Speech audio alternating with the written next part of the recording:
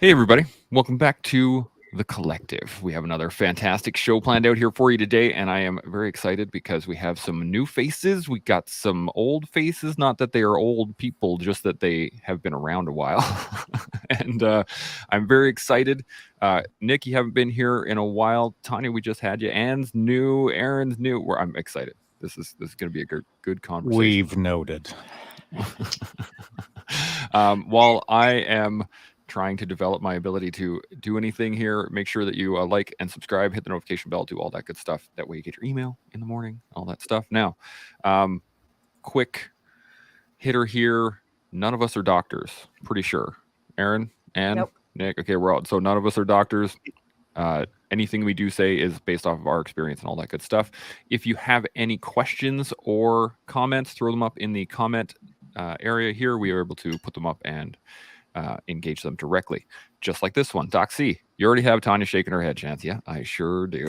She I beat got me you. to the punch. And Shaun too. Excellent. We are good to go now.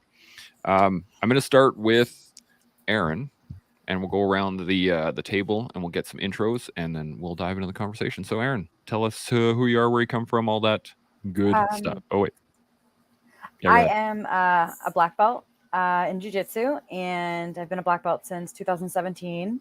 So yeah, and now I'm a mental performance consultant, and I also have ADHD. So I kind of put that in there, the whole neurodivergence thing. Also, just finished my master's in sport and performance psychology. So Oh, I'm nice. working towards my certified mental performance consultant certification from the Applied Association for Applied Sports Psychology. So yeah, that's what I do. And I want to help combat sport athletes. And I also have a nonprofit called Submit the Stigma, which seeks to normalize mental health in the world of jiu-jitsu and hopefully soon other combat sports. That's awesome. That's wicked. All right, Anne, give us a rundown. Who are you? Where you come from? All that good stuff. All right. Well, my name is Anne McEwen, and I live in pretty much the center of Canada in a little town called Fort Francis. I'm right on the Manitoba border and Minnesota border. I am a mother of two daughters, and I am a retired police officer. I had just finished my 30-year career with the Ontario Provincial Police June 30th, and just embarking now on my retirement plans. I plan to, just travel as much as I possibly can in the next 3 or 4 years. I will be coming out to the West Coast most of the time. I love skiing, downhill skiing, and love to be in the mountains. But I also enjoy the desert and beaches. Any sand, I love to be there.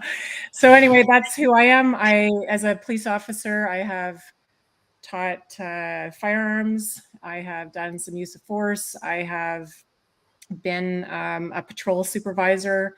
I have managed youth engagement strategy in consultation with the government, the federal Canadian government, called Project Sunset, and it was an innovative strategy that built life skills and empowered youth through an experiential learning program that was proven to work and proven to change not only behavior but personality. And so it was a $3.4 million project over 5 years with Public Safety Canada. And it was the first time ever in Canada that the police led such an initiative. Awesome. So I have a little bit of a background with that. Yeah. All right. Well, we'll get into that shortly. Don't you worry. Nick, give us another rundown. I know we had one from you a while ago, but it's been a little while. So give us another rundown. Nick Strosser, former member of the Canadian Armed Forces. I did some time as a reservist with the Essex and Kent Scottish.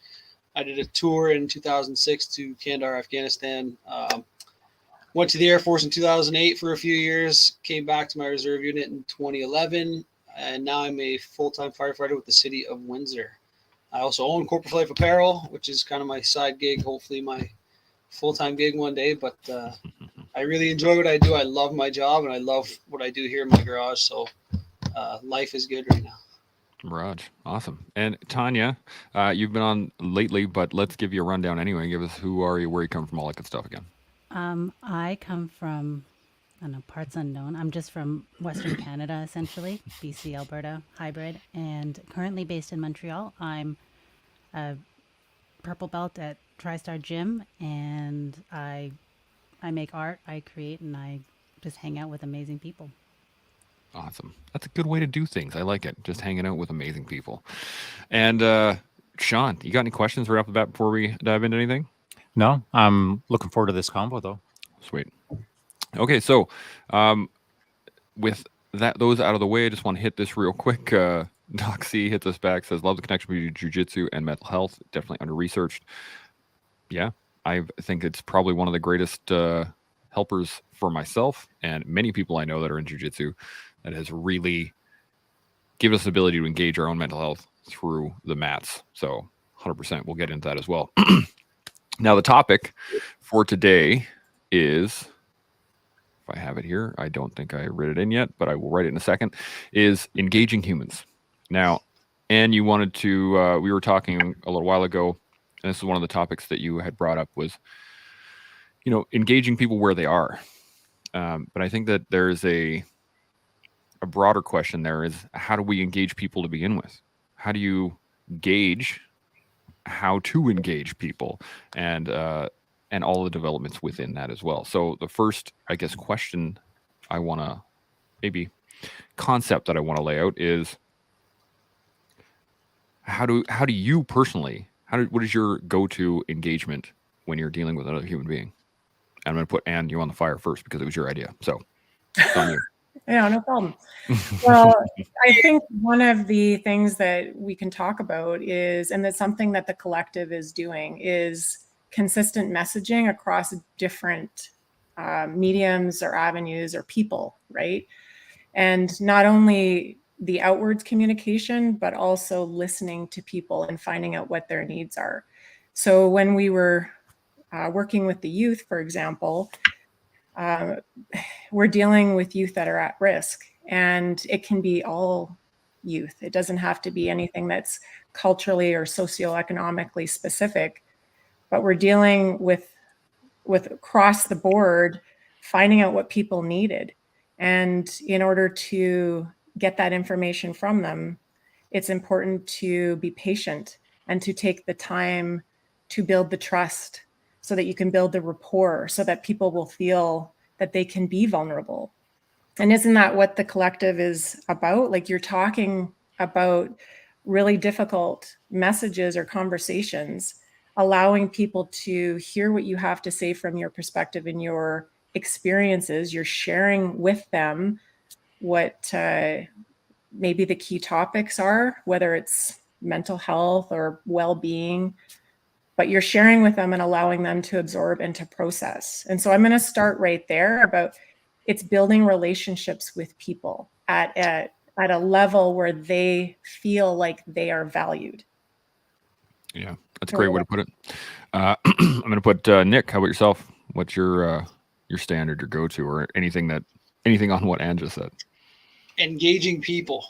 So I found recently, because I've been working on my own mental health, and I know we talked about it the last time I spoke with you and Shaun, just about the things I was been doing, reading things, and I found over the past like 3 or 4 months, me being better in my head allows me to be better with other people, which makes sense. And I now listen. Like, when I'm talking to someone, I'm not a big small talk guy, like shooting the BS. That's cool, but I like having conversations with people, and I find that I'm able to converse with people, and I can be open with the problems I've dealt with and the things I'm dealing with a lot.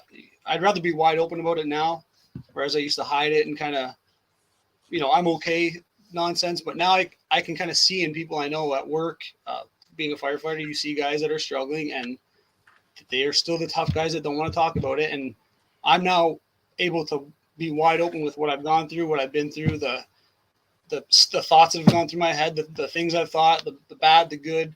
And I just find that listening to them, and I don't allow guys to BS me either. Like, I know when someone's not okay, I'm going to say, tell me what are you going through, man? Like, or what's going on in your life right now? That don't sugarcoat it for me. You can tell me exactly what's going on, and I can understand it. So listening to people, actually listening and giving them a chance to tell what Might take a minute. Everybody knows that it's not easy to get things out of people, but if you're wide open about your issues, people are a lot more eager and ready to talk about what's going on with them.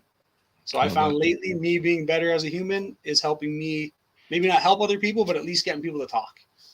Well, I can see in your positive messaging on Instagram, buddy, that you have made some changes for sure. I mean, just this year alone, I've seen your messaging change to. I don't want to say it's way better. I'm not saying that. I'm just saying that it's really positive focused, and what the work that you've done with yourself is playing out into the world, and that's obviously causing a positive ripple in your community. Thank you. 100%.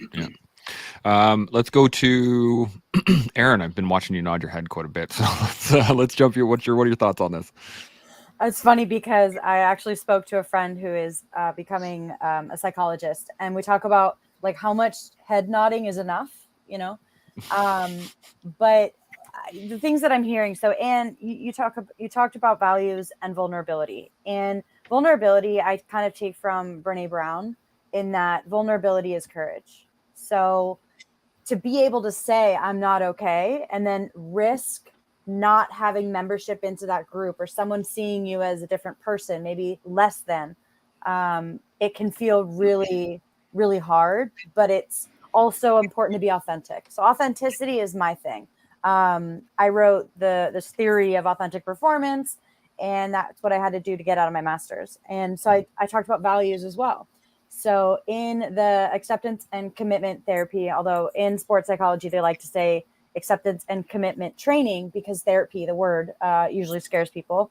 And so we talk about what are your values. First session with me, I'm doing values. We're going to take 10, we're going to narrow them down, we're going to rank them. That way, when you say, am I being authentic?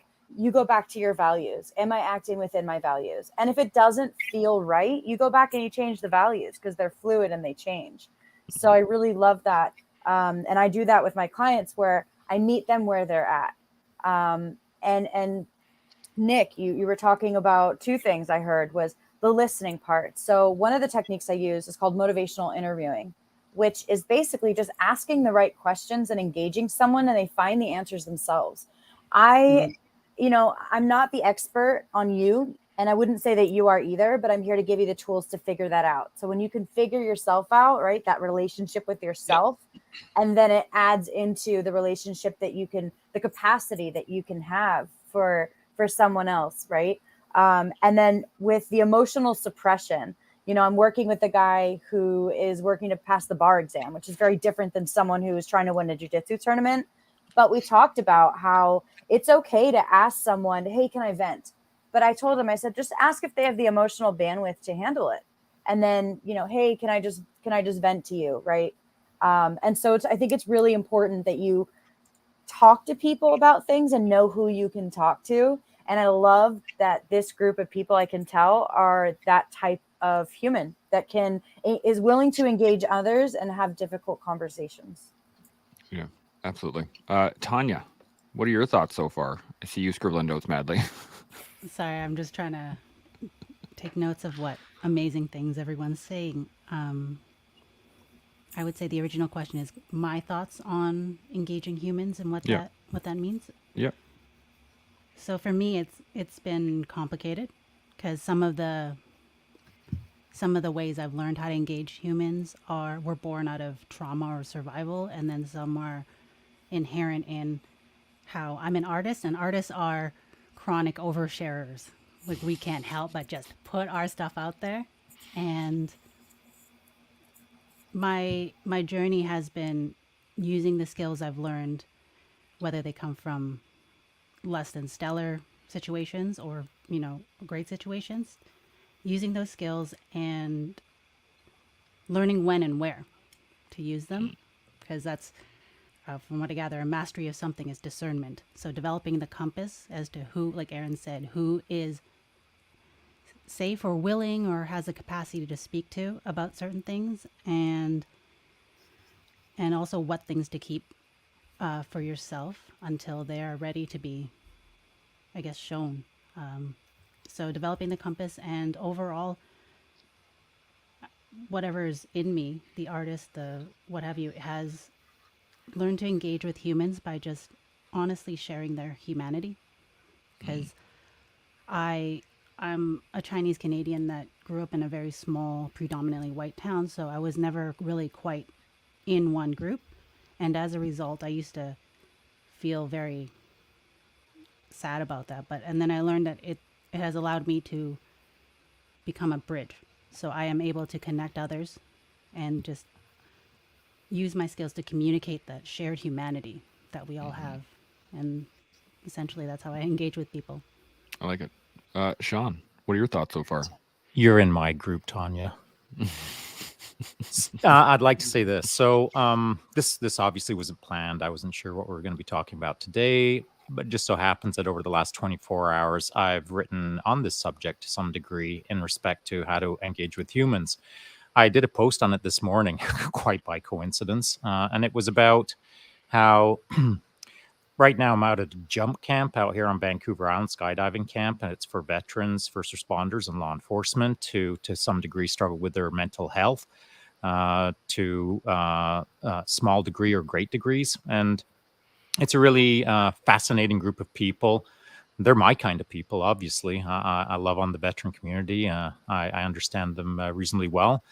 And what I did post this morning was I it was a funny little moment with the Skyhawk. Skyhawk, being for anyone out there who doesn't know, is the Canadian Armed Forces National Parachute Demonstration Team.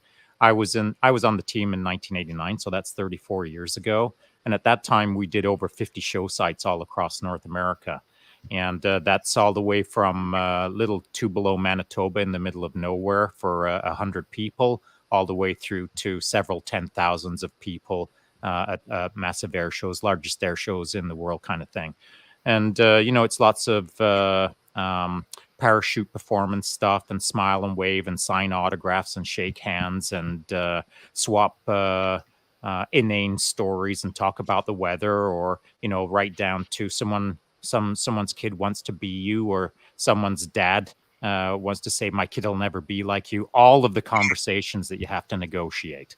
And you speak to thousands and thousands of people in a season.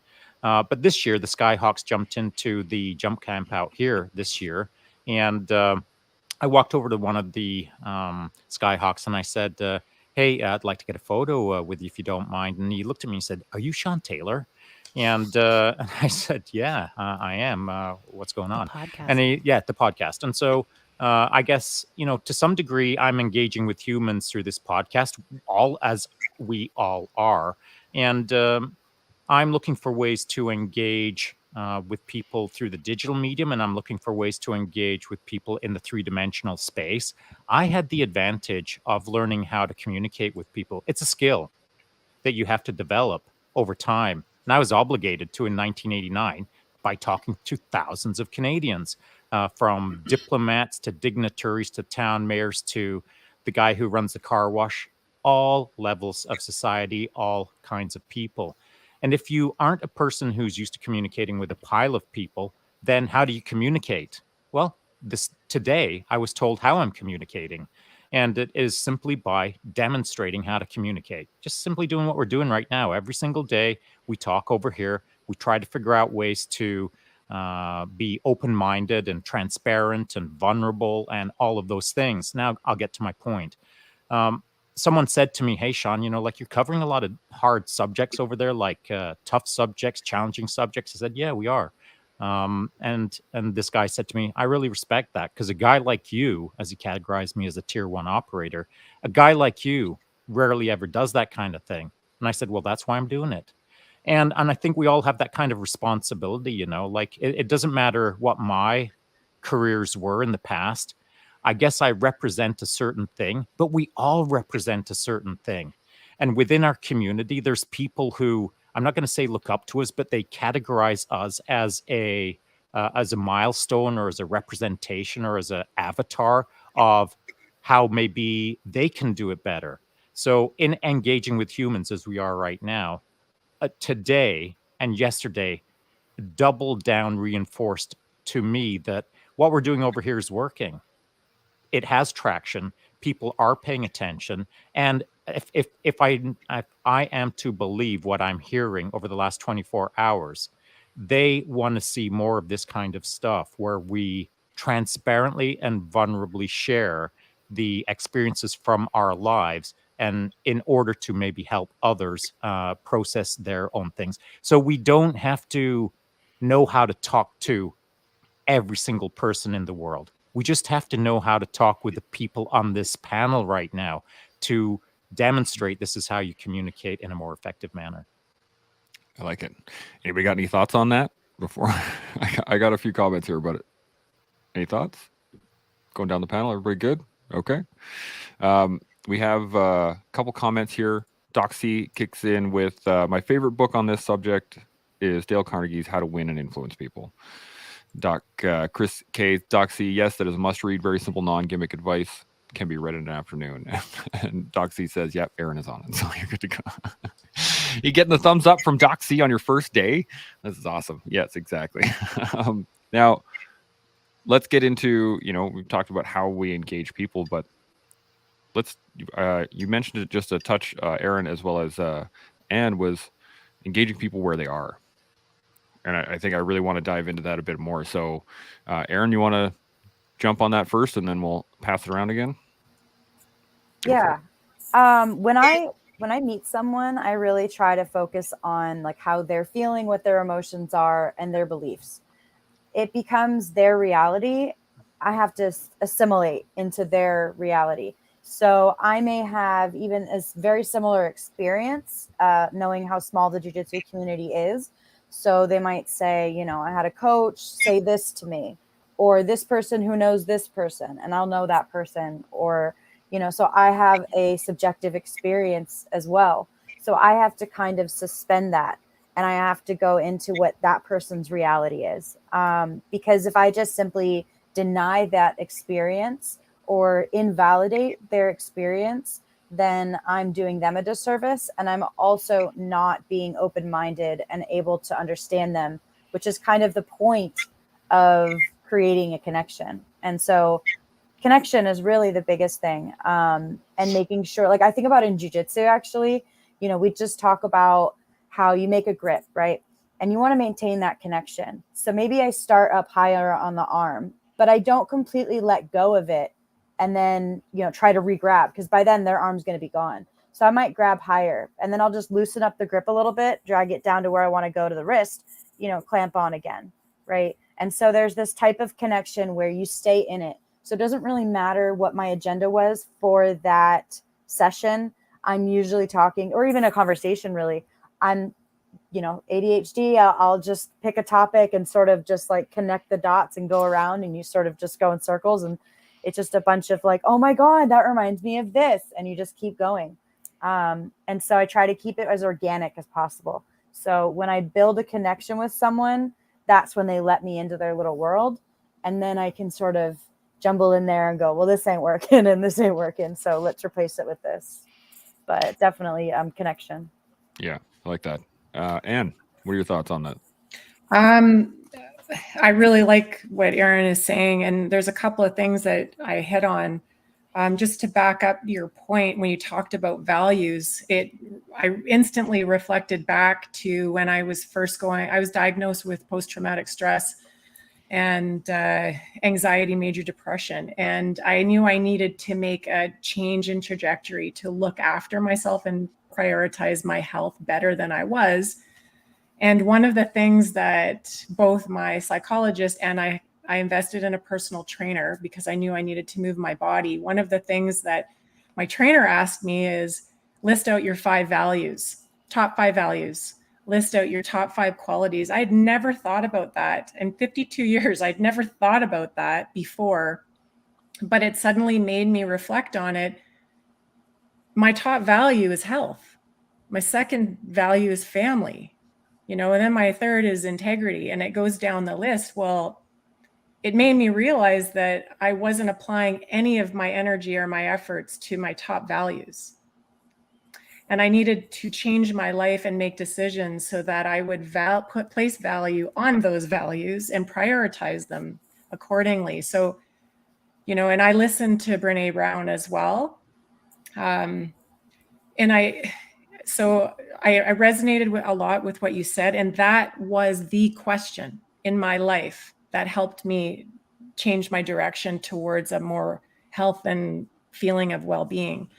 To add to the connection piece, I think from the project that I worked on, the piece with connection was in recognizing that everybody comes to a place from their experiences and their background and, you know, generationally how it's come and what assets they have in their life or resources they have in their life.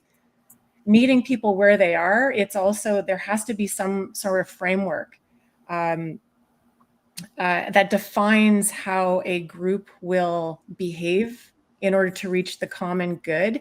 And in the project, we called it the full value commitment. So it was be here physically, mentally, spiritually, emotionally, here today, not 5 minutes ago, not 5 minutes from now.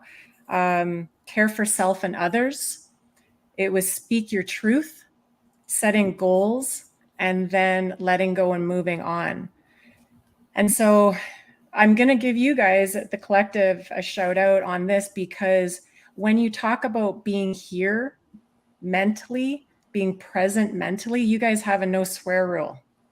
It's a guideline for communication. It's a guideline for interaction, but it really causes somebody to be present in the moment and to regulate their emotion in order to express what they have to say, their thoughts and opinions, in a way that is, it's just opinions based on their experience. So being here in the moment is something that we taught the children to be.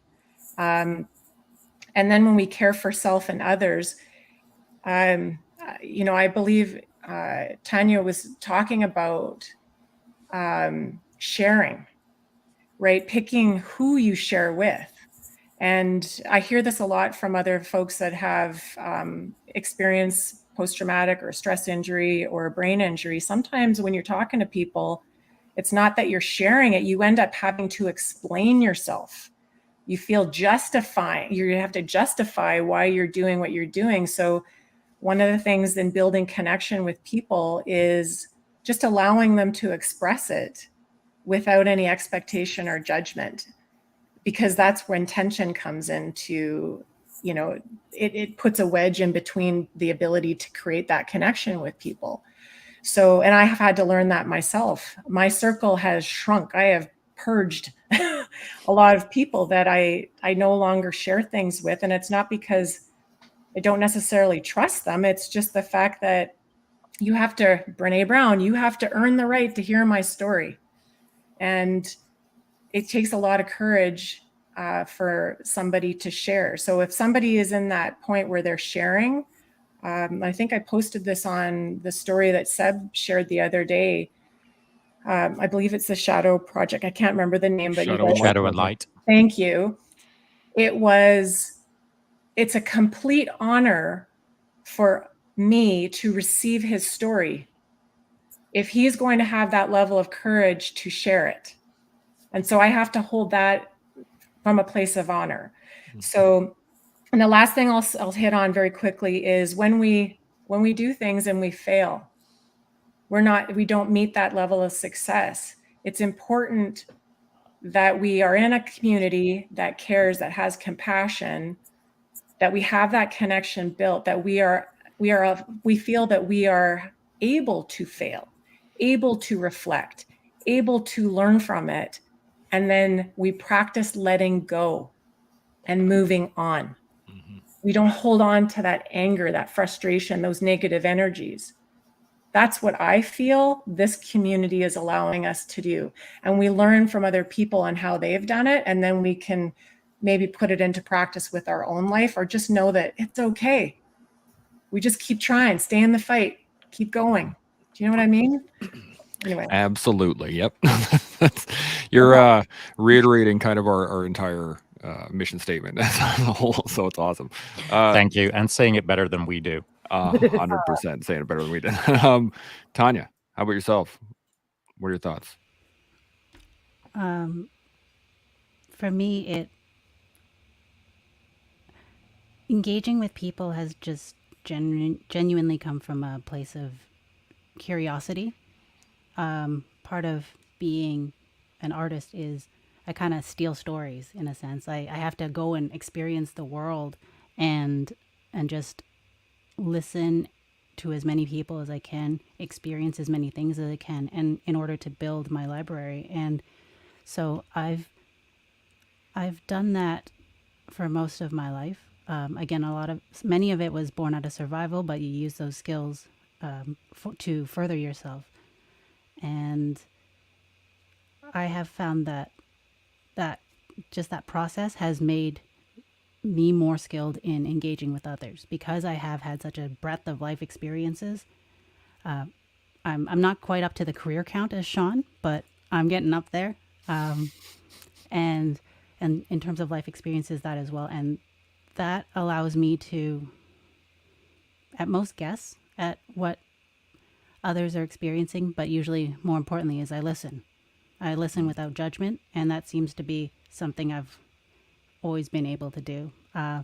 Honestly, probably it's because I have screwed up enough times where I can't judge anybody because I did that and 10 times worse and 5 times over. So there is that. And more importantly, I have found that by engaging with others, I learn a lot about myself. There are people who embody values that I hope to have, like Seb and his ability to remain open-hearted. And then you meet others who, the most diplomatic way of saying is, you do you, I'm going to go my own way. And through that you learn more. And right now I'm kind of at this place where I'm actually trying to learn to develop a better sense of interoception, I believe it's called, because sometimes I spend so much time engaging with others and, in a sense, being very sensitive or worried about what they're experiencing. I don't actually think about what's going on with me. And at first I thought it was self-centered, but over time I realized, no, if I can't name what I'm feeling, it's going to come out without my knowing, and then it's going to be reflected in my behavior in ways that I may not particularly be thrilled about. So the more I explore these different, like that landscape, the better I know the terrain, the harder it is for something to, I guess, infiltrate or for it to be used against me. And yeah, that's where I've gotten with that. I like it. Understanding know yourself and know your enemy, and you will never fail 1,000 battles, I think is the not a great summarization of that quote, but there's a quote very similar to that. So Nick, though, what are your thoughts so far? So far, I really like what everybody's saying. Like I said earlier, I've been on this like self-improvement journey because I went through a rough go with I had some stores with the company and things with work. We lost a few guys at work, unfortunately, and just life gets in the way of everything. And like you said, Anne, I had to like cut a lot of people out, which they're still out to this day, and I don't miss it. And I had to focus on me, like being a better me, because I got a wife who I want, she's seen the worst side of me. She's seen the best side of me. I'd rather her see the best side of me more often than the worst side. And I had to really dig deep and buckle down and kind of get myself in order. That meant getting rid of certain Instagram pages that I was following. The news was blowing my mind. I just cut out as much negative as I could. I started training every day. I wake up, I run. I don't do jiu-jitsu yet, but I take care of myself physically and mentally. Chance, can you remove his window from the screen, please? Yeah, exactly. You don't get to be I have here tried it. I did do it back in Borden. Anyway, yeah, and then what Tanya was saying as well, like you have to know yourself. Like if I don't know what's going on with me, I'm not going to be any use to anybody else. And even my wife found out, like over the past 6-7 months, she notices I'm a lot lighter to be around. I'm a lot easier to be around. And when I do engage with other people, I want to hear what's going on, and I'm not trying to fix anybody, but if I can at least listen to you, and if I can relate to your story and your problem, I can give you, I can tell you what happened with me and how I dug myself out of it. And I've been doing that quite a bit lately with good friends who are still in that mindset of, yeah, there's things wrong, but I don't want to know what's wrong. Or, a really good friend of mine the other day just had a kid, and he told me, his kid's kind of a distraction from his mental health issues. And I said, that's not a good thing. Is yes, your kid will help you out for a little bit, but you have to, if you don't love you, you are not going to be able to give the proper love to that kid or your wife or anybody else. And I can see it. Like him and I grew up together, we're best friends, and I can see he's a totally different human being than he was. And I see it far too often now. And like I said, I'm not trying to be some savior or help anybody, but if I can talk to people and they can hear my story and say, holy, he got himself out of this, I can do the same thing. So that's kind of where I'm at right now. Like if I can help anybody do anything, dig themselves out of a bad thing, I'd rather talk to them about it than have them do something silly. Yeah, absolutely. Shaun, you got any thoughts? Well, Nick, you said something interesting, that you are not trying to save anyone, but I think we all should be to some degree. Now, that doesn't mean it's got to be your full-time job. It's not my full-time job. I'm not trying to be whatever savior means. I don't know. But to the point, this morning, I spent 3 hours talking with a number of different veterans at the drop zone. And the predominant topic was from group to group to group was a very similar theme. And it was, oh man, like if we would have just known that he was going to kill himself, etc. And so, and it's it's so sad. And as I was asking the questions of how to not solve it, but how to maybe improve things, or how to engage with these humans that are suffering so hard that they make that kind of a decision. Well, we were getting to points in conversations where some of the fellows were saying, yeah, but he just doesn't want to talk to anyone. Okay, so how do you engage someone who doesn't want to engage? Well, funnily enough, someone said something that struck me like a lightning bolt, and it's to what I said earlier, and that is, man, sometimes you just don't have to try to engage with them. You've just got to be awesome, and they've got to see it. And if they can see enough awesome over a period of time, eventually they'll see that there's a path forward. So, it's not having to get into a verbal arm wrestling competition with someone in order to convince them that there's a better way to do things. Sometimes you've just got to do, and they've got to observe, and then eventually they might engage. And so we can talk till we're blue in the face with some characters out there, and they might not hear a freaking word, but they'll observe actions, they'll observe outcomes, they'll observe positive moments. If anyone tuned into my Gypsy Caravan live chat that I had on the drop zone just before I sped over to the hotel to have this live podcast, you'll have seen me like high-fiving, knuckle bumping, hugging, laughing with over 100 people this morning. Some I didn't even know. But you set that vibe, you get it going, and everyone wants to get in on the action. Everyone gets a little more upbeat. All the boats float just a little higher if you can float into that place with a good positive vibe. So it's maybe not so much overtly engaging with humans. You can engage with humans just by simply being a freaking ass kicker, a rock star, being awesome, doing your best, and hopefully someone will pick up on that vibe. Yeah. One of the greatest lines that I've ever had in regards to this is, waste no more time arguing what a good man should be. Be one. Yeah. And I think that it applies to communicating, applies to engaging. It applies itself to basically everything. If you're worried about it, just start doing it. And I think that's something to take us on the next realm of this conversation. How do you do that?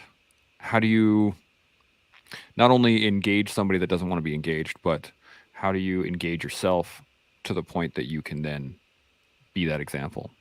And go ahead. Tanya, go ahead. What do you got? Yeah, if I may.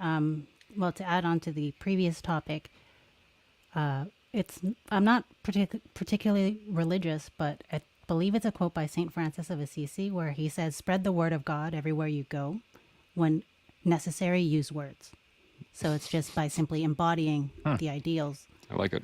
That can provide a model. And in other instances, there's no one silver bullet. Well, there's no just one way to fix, or so to speak, fix people. But engaging can just simply being there. I think above all, people. Another quote: the whole world just needs a good listening to. Is just to genuinely sit there in silence. Sometimes you just gotta be in the suck with that person, and the awareness that there's someone there with them. No judgment, no prescriptions in that moment. That often can be at least the first step, because being alone, being disengaged, is one of the most brutal things that people can experience. So, and yeah, that's when you don't want to engage, or when others don't want to engage with you. Sometimes just sitting there. Like, I imagine horses, same thing. You earn their trust. Just, you learn that your presence is a safe thing. And that can also be applied to yourself, because right now in my journey is I am doing a lot of inner child work, and it is honestly learning to trust. My inner child is learning to trust my adult self. So in terms of my emotional well-being, these things, there's a character I call the soccer mom that just drags you from place to place without actually letting you sit in these emotions and be with them. And if you don't sit and be with them, that little kid's going to run off, grab a pint of ice cream, steal it, and just eat it. And it's going to find a way to get their needs met. So by doing small acts of self-care, so to speak, I don't know if that word gives Shaun hives, but I was trying to figure out what I'm supposed to do now. yeah, like self-care, or just you need 5 minutes to just sit and breathe and be in the moment because you're feeling overwhelmed. Give yourself those 5 minutes, and over time, you learn to trust yourself. And with that, I guess would be my thesis as to how to engage people, including yourself, that don't want to be engaged, is prove that you're safe. I like it. Nick, you got any thoughts? I'll get you in a second, Erin. You'll be. I'll do Nick, and then I'll get you. Don't worry. I'll come around. Nick, what are your thoughts? I like what everybody's saying is good. And yeah, it's just, I like the inner child thing. I'm going to go off here. The being alone thing, that hit me because there was a couple years ago, there was a probably 9 to 10 month period where at work, I didn't want to be around anybody. And a fire hall is a family. You are there at 8 a.m. and you're there till the next 8 a.m. So you're there 24 hours, you're eating together, you're working together. And for a period that, again, I was going through some stuff, and I would eat my dinner and I would disappear. And I thought that was the best thing for me. I'd see the boys having fun and having a good time, playing cards, just talking about stuff. And I didn't want nothing to do with it. And I think that was the worst thing for me. And it wasn't until I started this reading and podcast and even getting to know people like you, because that helped. I'm like, okay, I'm not the only one going through these things. I know it's happened to someone before me, and somehow these people are shining. And like Shaun said, I see someone be awesome, and I'm like, why can't I may not be awesome, but why can't I be a little bit awesomer than I am right now? And when I got out of that little thing where I was hiding, because I'd go into my bedroom and I would hide. I would play on my phone, I'd read a book, and I'd stay away from everybody, thinking that's the best thing. I even cut off good friends of mine, and that was not a good thing. It's just been the past less than a year, I started really re-engaging with people that I want to re-engage with, but under my own values, rather than going out getting drunk every weekend, which was my old thing, my old standard. That's not me anymore. So the people I hang out with have to get used to the Nick that doesn't go out and booze all night, that likes to do things that are interesting and engaging. I'd rather be with people, and I would love to be at this skydive thing you're talking about, Shaun, if I lived a little closer. But stuff like that I love. I like getting together with like-minded people. Being on this collective is amazing. I don't know any of you personally. I kind of do a couple of you, but it's great to get on with people who think like I'm thinking. Yeah. There needs to be more of it, and I hope we can spread it far and wide, because there's way too many people out there sitting in their rooms or sitting in their houses thinking that this is it. There's no better than this, because I was that guy sitting at home thinking this is my baseline happiness. This sucks. I don't want to live like this forever. And that's, unfortunately, I thought that was it. I thought that was the best I could do. So just live with it, man. But now I know seeing rock stars, I'd love to be a rock star one day. I'd love for people to look and say, okay, if this guy did it, I'm going to do it. Absolutely. So I love it. Erin, what are your thoughts? You're chomping at the bit here. I can see you. So I'm finding that I have something in common with like every single person here, which is just really weird. But I'm going to try to like sum it all together because I have so much that I want to like touch on. But so on a less happier note, so when I started Submit the Stigma, I had already been dealing with mental health issues. So I was figuring out my life while I was doing jiu-jitsu. So I didn't get my ADHD diagnosis till I was 22. And so that was sort of like, you know, jiu-jitsu is therapeutic. It's not therapy. So I went to therapy and I figured that out. I got some diagnoses and whatnot. And my relationship with my dad was honestly a lot of the reasons I had trauma. And in 2015, when I was living in New Jersey for a couple of years, he killed himself in our garage where my mom found him. So my mom is finally going to therapy, all that, like, it's great. But it took a while. So when I initially like debuted Submit the Stigma, I had never planned to make it a nonprofit. I went into a tournament. I had just gotten my brown belt. I went into no-gi pans and I just wanted to get on the podium so I could hold a sign that said hashtag Submit the Stigma of mental illness. Because it's the stigma that prevents people from getting help. It's the stigma that prevents people from talking and sharing and finding connection and engaging, all of these wonderful things that we're doing right now. And kind of like what Nick, you were saying, you just sort of like hide, you isolate. That's what my dad did. He kind of moved into the den, didn't want any of our help, you know, and just succumbed to this undiagnosed depression and whatever else. Maybe he had ADHD as well. So that idea of me being like, look, I could be a champion, you know, well, it was really hard because I actually lost the final. And while I was like scribbling this sign, they did the podium without me. So then I had to do the absolute. And then I was in third place by default because I lost my first match. But I was like, all right, whatever, we're going to do this anyway. So the no-gi worlds, I ended up winning.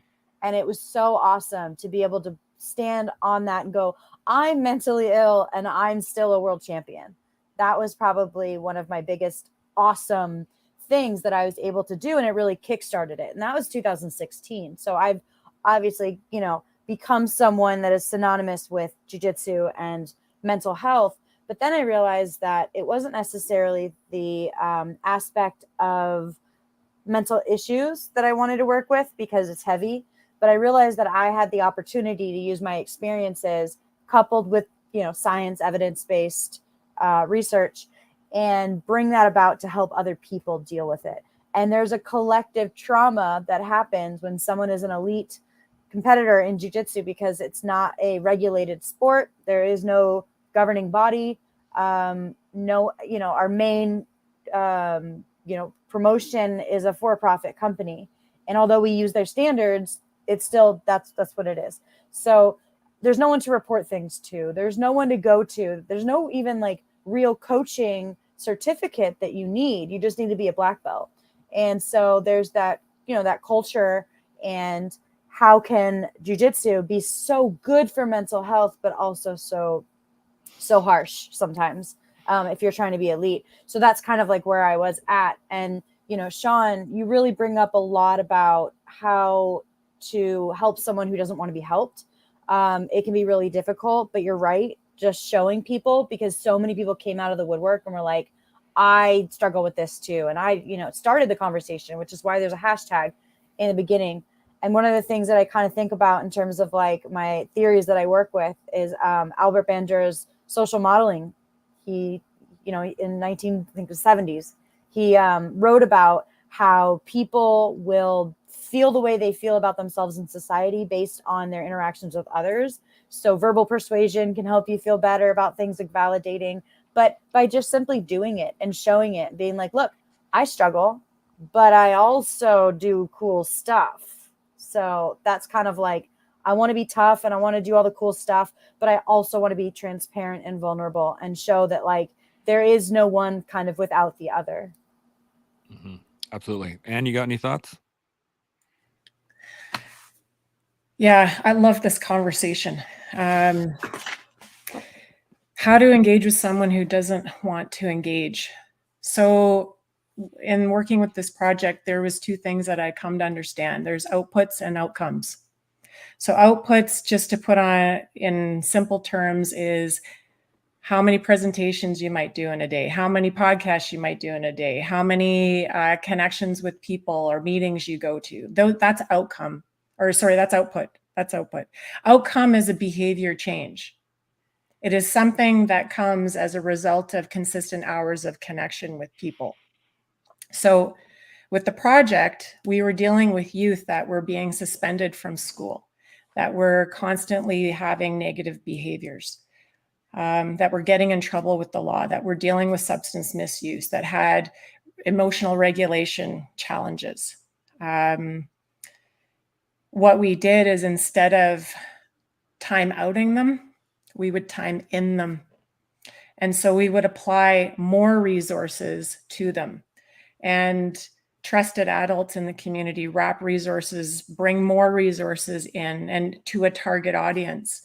And what we found is, if you can accept people for who they are and allow them to be who they are rather than who they feel they need to be, then that helps to build that connection. It takes away the shame. For me, this journey has been impactful because not only, the project was successful, it worked, but it was never deemed real policing. So after the 5 years, it was canceled. Despite having universities say, wow, we've never seen a youth engagement project, change behavior. And not only are you change behavior, but there's evidence to suggest that you're changing personality. That's never happened before. It was beautiful. There's a community called Pikangikum. It's a remote First Nation community that is about a 2-hour travel time north of Red Lake, Ontario. And it was in 2011, the Ontario coroner labeled it as the youth suicide capital of the world. And the project was implemented there. And within 5 years, there was over 1,000 children that were engaged in that project, and not one of them committed suicide. In fact, this year, which is about 7-8 years later, they had the highest rate of graduation. But it wasn't real policing. So there, for me, when the projects were canceled, I could see this beautiful outcome occurring and beautiful involvement of children and their families and their communities building. But there was a lot of resentment that I had. And my PTSD came from when I responded to a train fatality involving one of the youth in my area. And then in addition to that, I lost my best friend to suicide about 6 months later. And so I had a lot of anger a lot of resentment towards the organization that I worked for. And I had to work through that to understand that I had to meet them at their level of readiness. They didn't have the capacity to see the beauty of the project. They didn't have the capacity to see how it was making the community well. They still don't. But the framework is there. The framework is proven. What it taught me is that when people are struggling, when people have shame, when people are unable to ask for help or they don't know where to go for help, you have to meet them where they are. You have to message across the silo of organizations and people so that, Tanya, you're doing it. Erin, you're doing it. Chance, you're doing it. Shaun, you're doing it. I'm doing it. Nick's doing it. And all the other people that are doing it, so that we all have a similar message, but we're time-inning people from all different angles to allow them to just still be who they are, to gather the resources that they need in order that they resonate. Because people, when they buy in, which may take a month, it might take a year, but eventually when they connect with their head that it's logical, with their hand by doing, and with their heart, people change trajectory when they feel it's making a difference in their life. They need time to process. And so when we get people to participate with us, we got to model that behavior. We have to lead in that behavior. I think it was Tanya maybe that said it, or Erin that said it, but if you practice what you preach, if you will, and you make a promise to yourself to commit to your own well-being, you will send that energy out to other people and they will feel it. And that's what's happening. And interestingly enough, Tanya, I wanted to say to you, it wasn't the experiential learning that made people buy in this project. It wasn't the classroom activities. It wasn't the family activities. It wasn't the after-school activities. It wasn't the weekend activities. The one section of this project that helped people buy in the most, and we got the statistics to climb, was music, arts, and culture. That was the one. And I was like, what? I was thinking, well, we're going rock climbing and we're going canoeing and we're building up on these levels of connection with the kids, but it was music, arts, and culture. That's what resonated with people. They did the art. They participated in culture, which helped them to like build their identity that they felt that they didn't have or they lost. They were able to express themselves. We've all done the expressing with the dancing. We're all out there expressing ourselves and walking a walk, but that's not my gig. That would be Tanya's gig. So Tanya's coming in to do the arts, music, arts, and culture. If I identify as what the need of the youth are, I'm the police officer. You think my power is crime prevention? Mm-mm. My power is to pull in the resource to apply to the audience so that they will have the connection to buy in. And that's what we're all doing here. That's the power of the collective. And I see the framework that you guys are doing, and it's very similar to the project. We're crossing the silo because it's not one individual or organization that is their responsibility. It's everybody's responsibility. Anne's going to be our new promoter for the next little while. Hell yeah, she's I PR. happen to be retired. I can cross the country or the North America, my travels. I'll speak the word. There you go. Shaun, you got any thoughts? Yeah, I don't know if I don't know if my thought is well thought out, but I'm going to throw this out as I was listening. It's a bummer that project got canceled after 5 years, but I think that maybe the reason it got canceled is because it was mistitled. Because if it hadn't have been run under whatever title it was run under, policing or whatever, it might have worked. But because it didn't fall into the conventional labeling of policing, then it has to get shut down because this ain't policing. Yep. But if it had been called something else, it would have worked maybe because of the title. And so, funnily enough, over here, we all have our own little titles, but we're not institutions. Yeah. And so the cool thing is about being an X Tier 1 operator and an X World Champion and an X whatever, is there's a certain amount of people out there that can identify with that sort of role and think, wow, if he can talk about his PTSD, then I should be able to as an individual because I'm not representing an institution. And so in my perfect little world, what would happen is just some Fonzies would get in front of microphones and just be cool and talk about these kind of things. And they're representing the labels of the past to some degree. And the only thing that institutions would have to do for us is freaking bankroll it. Stay out of our business. We don't want your policing label. No. What we want is cool police who used to be in that institution and now can talk to it as a freaking human being rather than as a labeled institution. So that's just my poorly crafted thought for the moment. Absolutely. That was weird. My camera just like shut off for some reason. Turn into a circle. I do really like your I really like where you're going with that, Shaun. And it comes back to, everything we say, well, everything you say pretty regularly, deeds, not words. It's about it's about actually doing the thing, and it's providing the example rather than trying to get someone else to do anything. Just be the example. And there's a little point that kicked in when Erin was talking was, which Erin had to run. She had a family issue that she had to deal with real quick. So she thanks us very much for being on, and we appreciate her being on. But we're going to do final thoughts here in a second. But I wanted to just touch on this was the fact that we are the institution.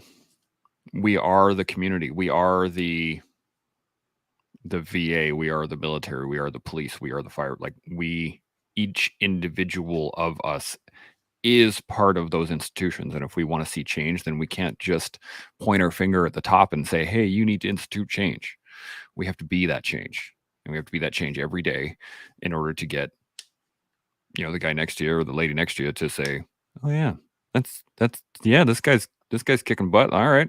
I'm gonna do that too. And then slowly over time with patience, just like in anything else, in mental health and physical strength and in building anything, time, discipline, and patience will rule the day, I think. And now we're going to go into some final thoughts. So, Tanya, any final thoughts?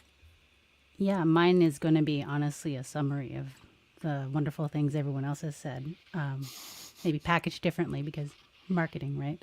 No, for me, what Anne had said about her wonderful program, it sounded great. And honestly, it cements my theory of in a way what I needed when I was younger and going through things is most people, they don't know what to say or they judge you. They, instead of saying what's wrong with you, just simply asking what's wrong or like, is something wrong? Like just gently being there. That I found to be so much more effective in at least establishing a connection.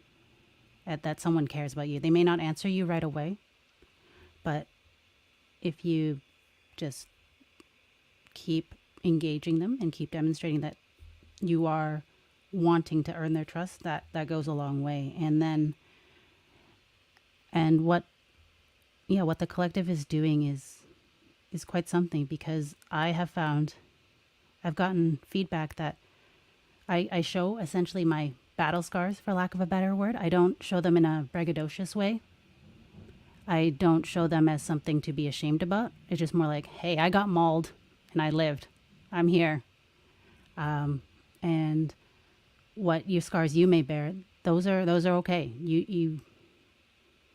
That's simply that you're okay. And just like you said, going through the world and being authentic and communicating about your experiences.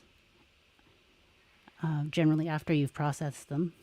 Battle scars, not open wounds. That's the distinction I've had to learn to make. But when you communicate the lessons learned, the process and everything of how you got those scars, that can set the table for the conversation to happen. I like it.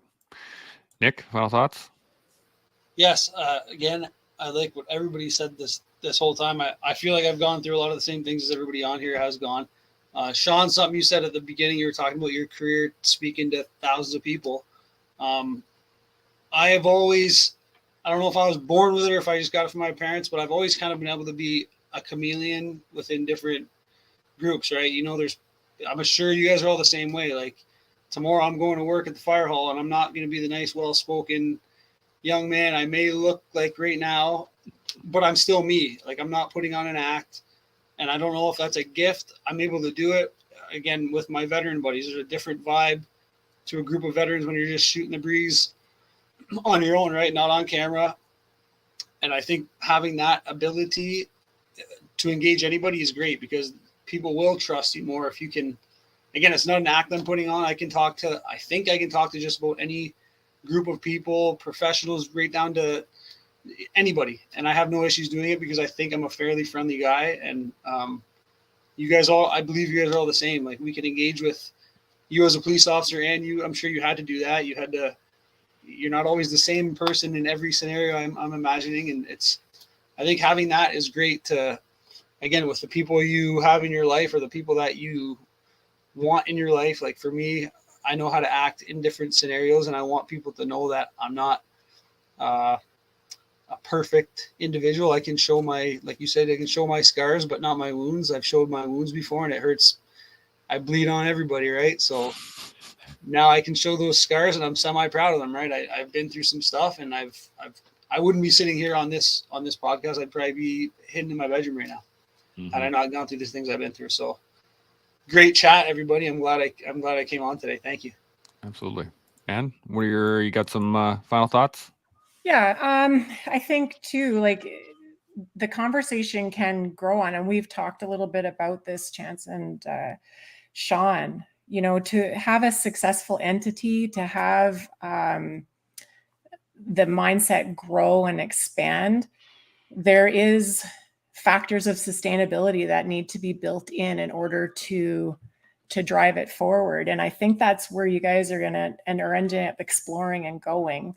I had shared that there's another sergeant that was managing a second project in Pikangikum, and he actually went back to school and is finishing his master's in community development. You know, and if you think about it, it can be a municipality, any sort of community. It can be the collective, can be a community, but there needs to be factors of sustainability built in order. You can do things well, and things can work, but how do you grow on it, and how do you expand it to make it even more successful, even when the drivers leave, even when the ones that have passion or that started it leave. So that might be a future conversation to have. I think what this whole journey has taught me, and there was a lot of resentment towards my organization. However, the growth came from, or the acceptance came from, the beauty in the project wasn't that it had to be successful. It just made people better. It brought people back to work. It was something that, you know, police officers could come back to, that they could feel safe, that they could just be themselves, that they could actively participate in something that gave them joy and gratitude. And it allowed them to not just be police officer person. They were themselves giving to their community. That was a joy that I saw, and I'm so grateful for it. For myself, just understanding that full value commitment, it made me just be a better person for me. It allowed me to enter into a growth mindset where I was more fixed before, and that evolved into I became a better parent. I became a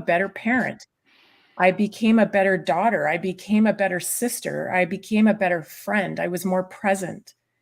But for my recovery, the forgiveness piece, when I invested in myself, and I built in my fitness and my nutrition and my emotional regulation by going to my psychologist and just more into a positive mindset.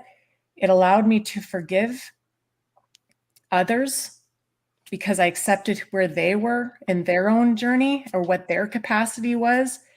And that allowed me to let go and move on, which I needed to do because I was sitting in a place of anger and frustration, and that was landing in my body, and it was starting to make my body really sick. And so that's, even though there's a lot of crap that happened, I learned from it and I was able to grow, and I'm at the end of the day, I'm grateful. Yeah. And Yeah.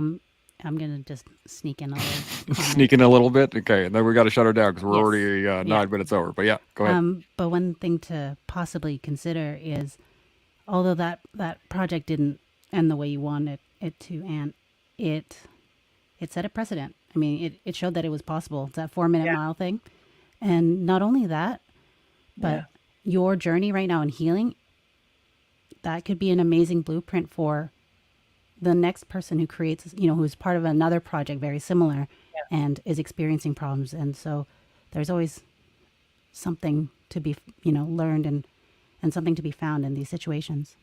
Yeah. Thank you. 100%. Shaun, final thoughts? Yes,